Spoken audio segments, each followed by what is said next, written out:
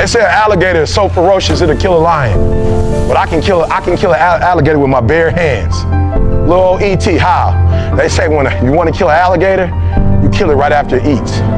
Because right after it eats, it gets satisfied. And it goes to a state like it's almost paralyzed. Some of y'all in this room, are you paralyzed? You had a little success? You done what nobody else in your family has done and now you chilling? Come on, you ain't hungry no more? Next 100, I need you to stay focused. Why? You should still be hungry. You get one life. And out that one life, you're only going to get out of it what you put into it. And never being okay with where you are, because after every level is another level, whether you realize it or not. And I always wanted to see what was past the thing that I got. I got here, but what was back there? I was never content with being here. Yeah, I have 2 rules. Oh, okay. Rule number 1, always have fun. Rule number 2, listen to rule number 1.